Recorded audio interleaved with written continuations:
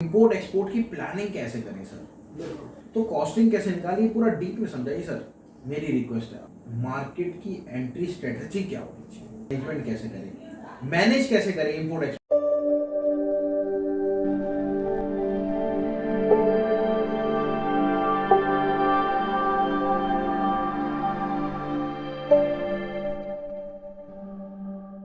नमस्कार, जैसा कि आप लोग जानते हैं मैं Rahul startup India import export academy से, और आज हमारे बीच अशोक सर आए हैं जो कि 48 साल से इंपोर्ट एक्सपोर्ट कर रहे हैं। सर बहुत बहुत नमस्कार आपका। नमस्कार। सर आज थोड़े से पॉइंट है हमारे, जो मेन पॉइंट है हमारी, एक तरह से मेन ये थर्ड वीडियो है और उसमें हम पूरा डिटेल में जानेंगे कि इंपोर्ट एक्सपोर्ट के क्या क्या प्रोसेसिंग होती है, प्लानिंग क्या क्या होती है। तो मेरा पहला क्वेश्चन आपसे है, प्लानिंग जो टॉपिक आज का हम डिस्कस कर रहे हैं प्लानिंग एंड मैनेजमेंट के ऊपर।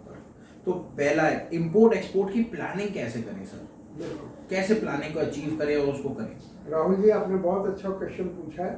तो हमें बेसिकली ये समझना है कि इंपोर्ट एक्सपोर्ट की प्लानिंग में हमें कि क्या हमें इंपोर्ट करना है या एक्सपोर्ट करना है या दोनों करने हैं या शुरुआत किससे करनी है।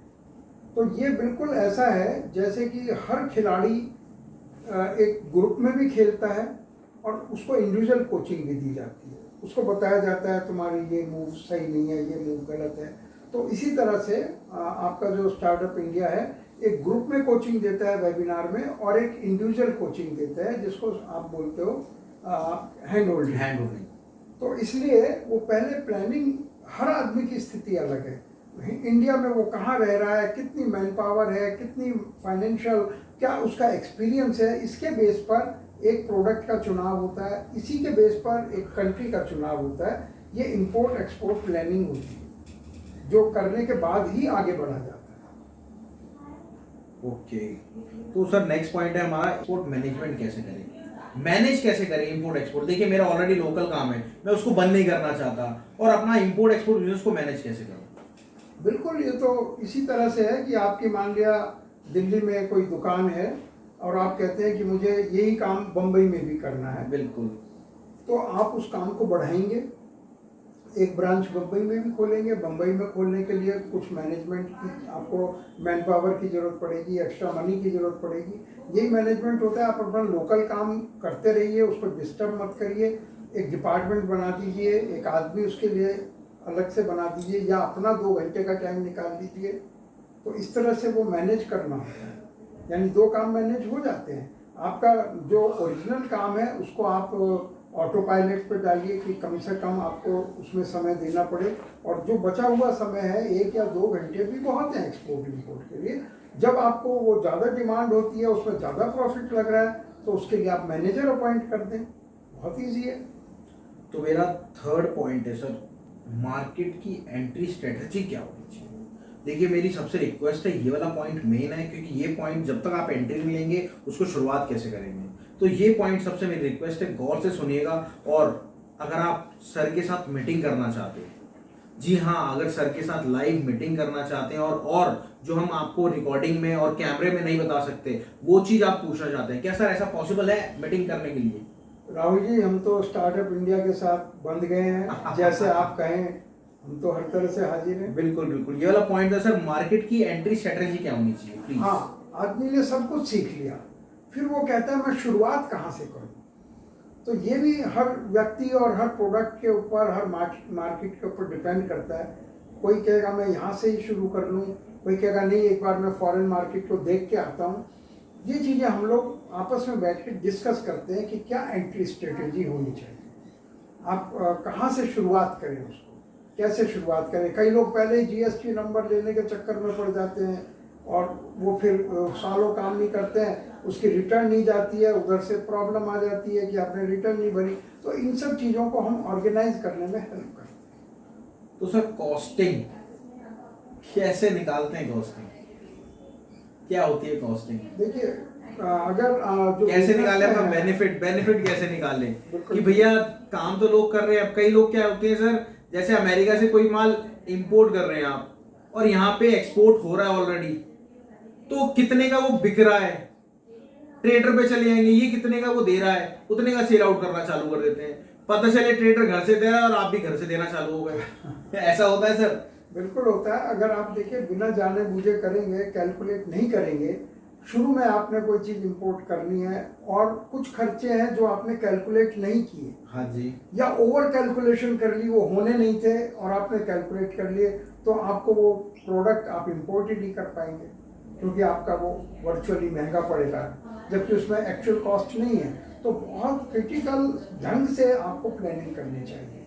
हम हमारे लिए आसाम से चाय ला रहे हैं, तो आपने खर्चे, बहुत सारे खर्चे जोड़ लिए जो वहाँ नहीं होने थे, तो आपको यहाँ के पता चलेगा ये चाय तो महंगी पड़ रही है, तो आप काम ही नहीं कर पाएंगे। और कुछ खर्चे आपने जो होने थे आपने जोड़े नहीं, तो वो भी गलत हो जाएगा। इसलिए आपको किसी प्रॉपर, जिसने ऑलरेडी काम करता हो, उसके साथ बैठकर इन चीज़ों को, कॉस्टिंग को सीखना चाहिए। तो सर यहाँ पे जो हमारे मेंबर्स आए हैं, इन्होंने सबने पैसे दिए और मैं इनको बहुत डीप में समझाना चाहता हूँ सारे मेंबर्स को।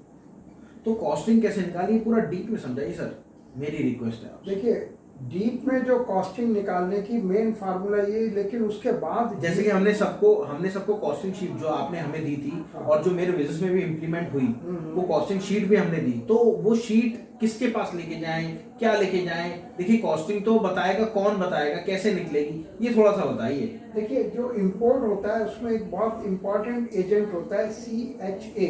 तो सर एक्सपोर्ट में भी CHA, जिसको फॉरवर्डिंग एजेंट बोलते हैं। नाम बदल जाता है, काम वही होता है। तो वो उसको बहुत कॉन्फिडेंस में लेके उसके साथ बैठकर कैलकुलेट करना चाहिए कि इस पर क्या क्या खर्चे आएंगे। इसके लिए कोई अलग से हमें क्लास करने की जरूरत नहीं है। हम आपको वो जगह बता रहे हैं जहाँ से इसकी शुरुआत हो। जैसे आपको अगर कोई दवाई चाहिए तो आपको डॉक्टर के पास जाना चाहिए। अब मैं ये कहूँ वो डॉक्टर ही मैं बन जाऊँ तो वो गलत हो जाएगा। आपके इलाके का जहाँ आपने माल मंगवाना है वहाँ एक नहीं 4 CHA 5 CHA से बात करनी चाहिए, उन पांचों से कॉस्टिंग लेनी चाहिए। ये बहुत बड़ा फार्मूला है।